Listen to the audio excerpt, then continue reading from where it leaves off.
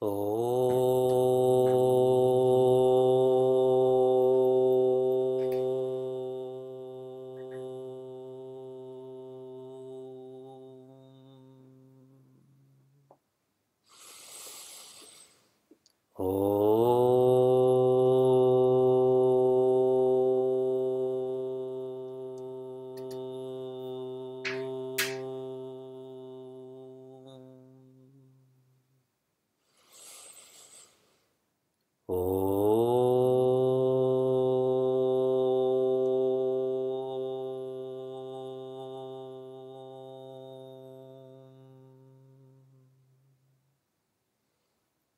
Narayana.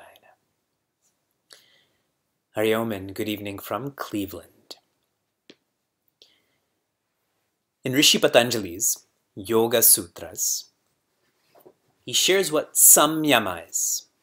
Samyama is when dharana,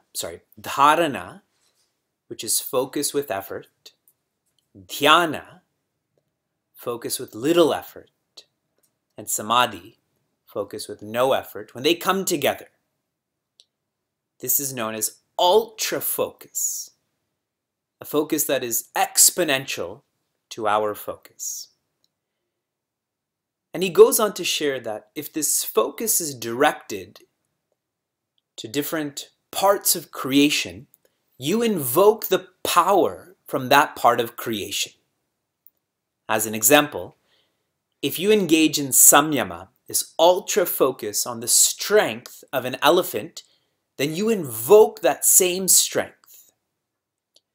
If you engage in samyama on your throat, then you don't need to drink water or eat food anymore. And he shares a lot of these powers. And in between all of this, he says, if one develops purity of mind, what naturally will come is enlightenment. And with enlightenment, all of these powers will come. He's sharing this in between his narration on all of these powers.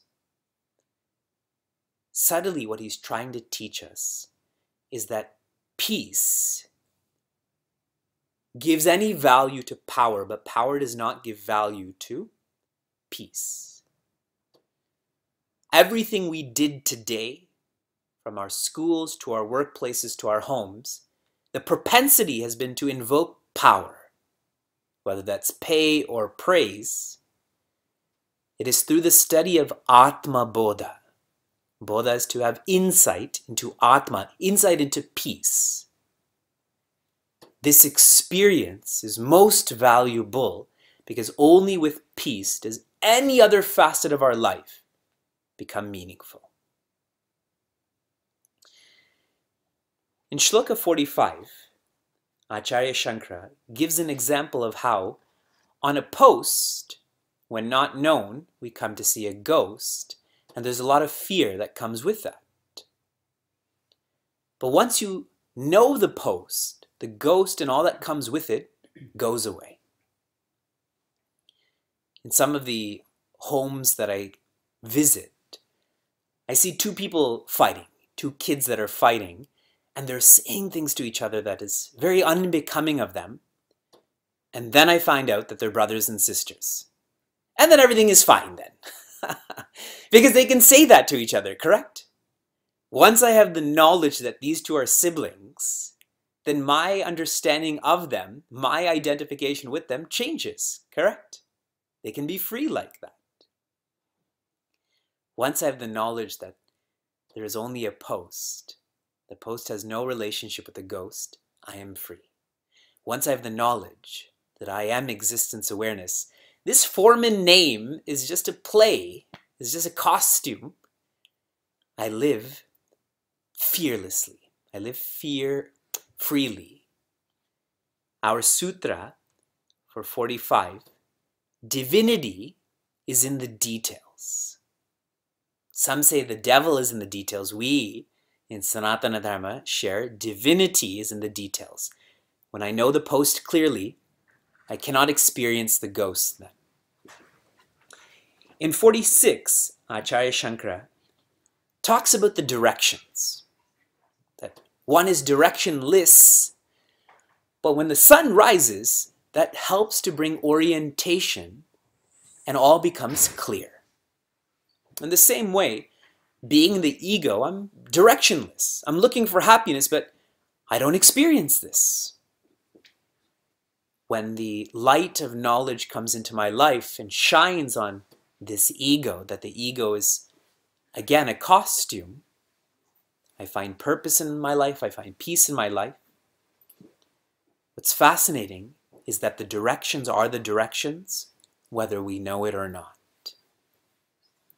If you're driving east but you don't know you're driving east, you're still driving east. Whether we know who we are or not, we are still infinite. And knowing this helps us to benefit. Here is our sutra for 46. No separation means all directions. No separation means all directions. This separation of hum tum, according to Shri Kabir, that's just for conversation. There is oneness, but we say hum tum for the sake of living in the world. No separation, we can still have you and I, male and female, and whatever functional separations we have, but fundamentally there is oneness. We are on shloka 47. Samyak vijnanavan yogi swatmanyeva kilam jagat ekam cha sarvamatmanam ikshate jnana chakshusha. Together. Samyak vijnanavan yogi swatmanyeva kilam jagat ekam cha sarvamatmanam ikshate jnana chakshusha. Acharya Shankara shares in the first pada, Samyak vijnanavan yogi. Samyak means well.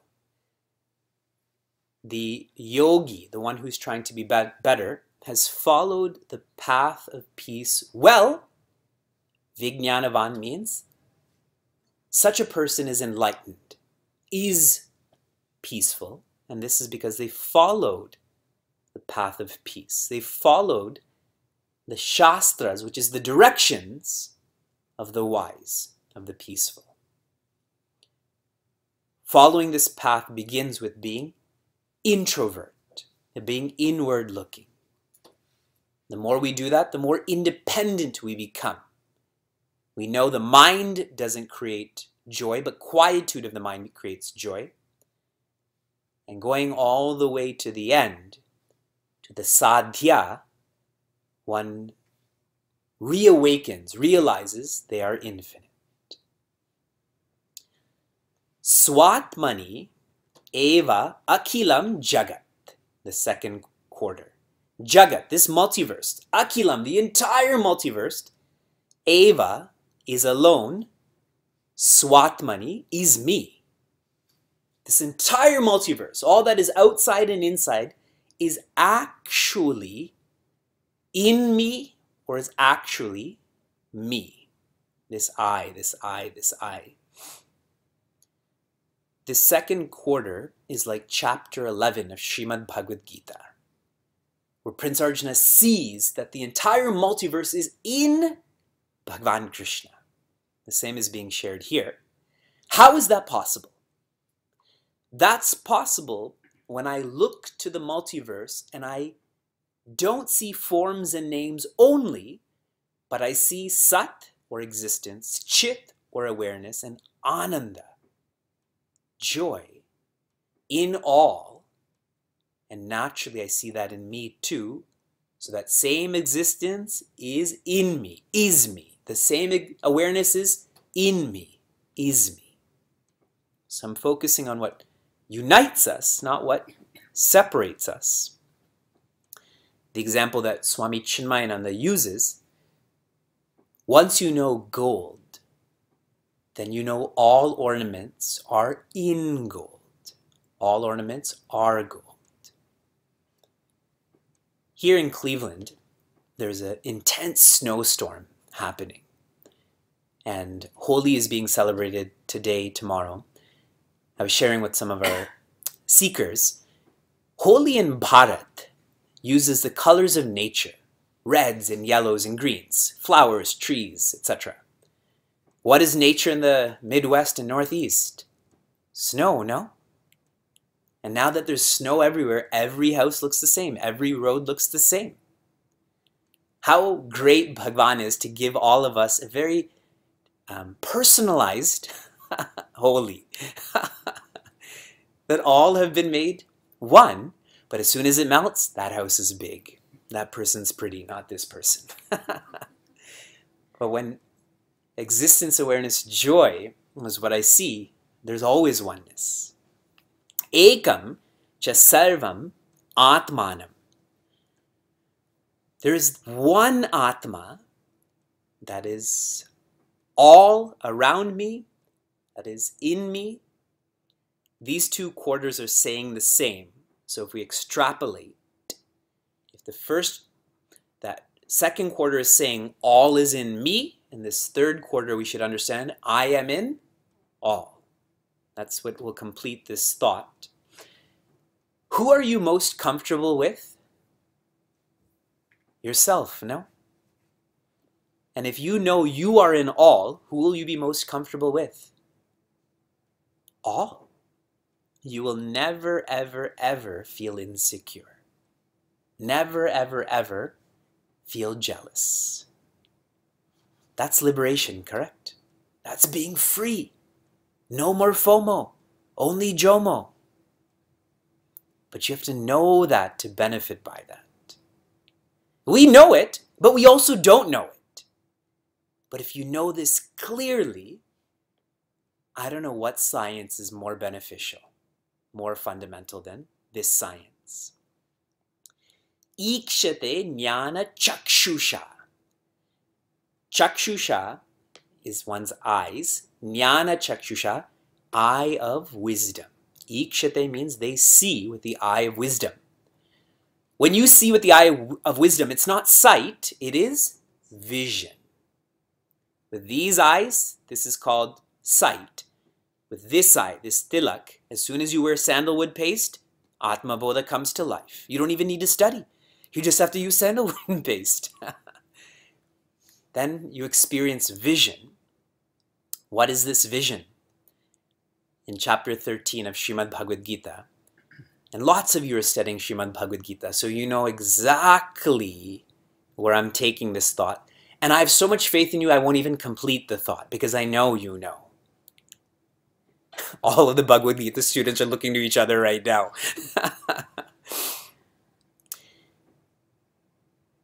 Bhagavan Krishna says, Vinashyatsu avinashyatvam. That in the perishing, there's that which is imperishable. That in the disguise of forms and names, within that, there is truth. There is existence awareness. That's like taking our life from using our eyes to using our intellect. Ikshate. The sutra for 47, infinity is inclusivity. Infinity is inclusivity. In infinity, there cannot be any exclusivity. All is included.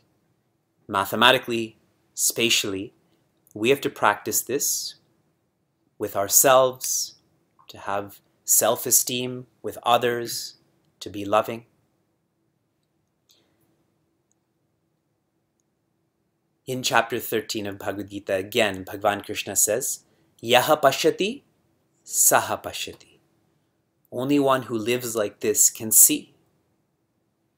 With this insight, one becomes most rational that there is a difference between having a functional personality and being a functional personality. I have a functional personality. I wear a sweater. I have long hair. I'm a father. I'm teaching. That's all functional. But being functional, that's where I've forgotten that fundamentally, I'm a son of Bhagavan Vishnu. I have the nature of existence awareness. Practice inclusivity, and that will lead us to infinity. Yes? 48. Atmaivedam jagat sarvam. Atmaivedam jagat sarvam. Atmanonyanna vidyate. Atmanonyanya vidyate. Mrido yadvat gatadini. Mrido yadvat gatadini. Swatmanam sarvam ikshate. Swatmanam sarvam ikshate. Together. Atmaivedam jagat sarvam. Atmanonyanna vidyate. Mrido yadvat gatadini. Swatmanam sarvamikshate. Sarvam jagat, the whole multiverse. Idam eva, this alone is Atma, is existence awareness. A famous teaching of Acharya Shankara is Brahma Satya, Jagat Mithya. Infinity is truth. Relativity is illusory. But here he's sharing differently. He is saying this multiverse, this creation is Atma, is the truth. This shloka and the one prior is not about the path to peace. This is the expression of peace.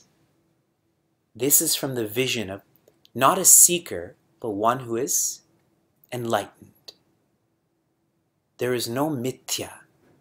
There is no illusion for them. There is only the absolute.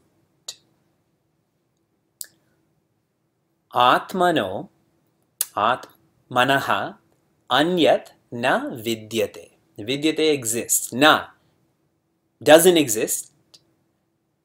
Anyat, another. Atmanaha, then the Atman. There is no other. There is no other reality other than Atman, other than God. There is only God. What if we change this to energy? Exists not other than energy. Would you validate that statement? That there is nothing but energy. True? Forget about Vedanta. You've already forgotten about it. I'm presuming that you do remember Vedanta. But let's just press pause there and focus on someone coming and saying this entire multiverse is only energy. Do you do this, or one of these? I agree. Show me what you do. I think people are nodding, emphatically nodding. Now, in our study of all of this being energy, we know there's very little energy. It's mostly space, correct? These atoms and everything within an atom is moving so fast in space that it gives us the resemblance of that which is solid. I'm speaking the truth so far? So really, my hand is mostly space, and there is a greater probability of me going through my finger, but it's moving so fast that it's like my finger is solid. I'm still speaking the truth. Okay? If this is the case, why do we give so much emphasis to pleasure when it's mostly just space? Why do we give so much importance to possessions when your TV, your house, is mostly just space? All of the matter in this multiverse, I'm told, can be contained in a small vessel. Let's just, for the sake of poetry, say in this Contigo bottle. I have the whole multiverse in this bottle, and everything else is just space. And you can apply that to position too.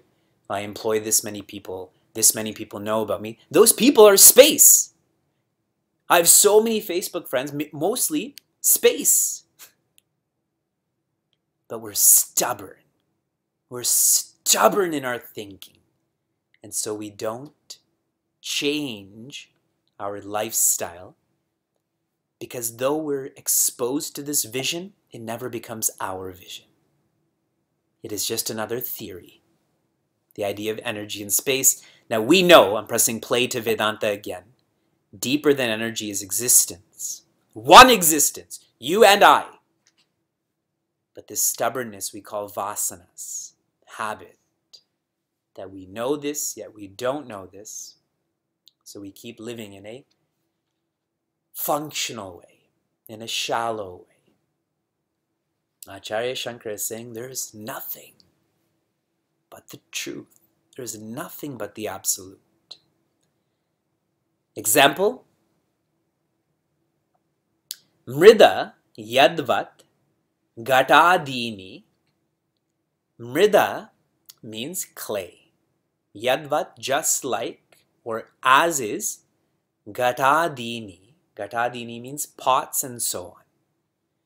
You have clay that as if becomes a pot, becomes a murti, becomes a vessel. If clay were to have a discussion with a pot and say, pot, who are you? That pot would say, I'm a pot. This is my shape. And that clay would laugh and say, you're just clay. You and I are the same.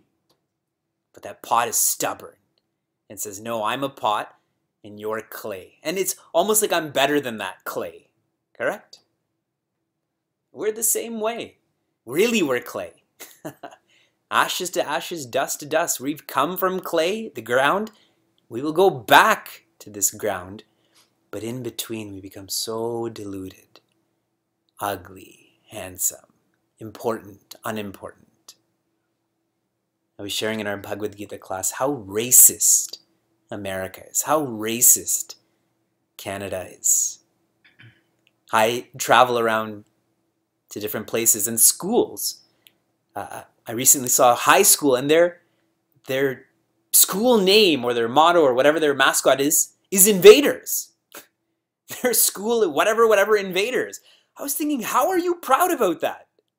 An invader is a thief, but we just call it with the land. You know, I've come into this land and I've stolen, but I'm an invader. So confused because of separation on the surface.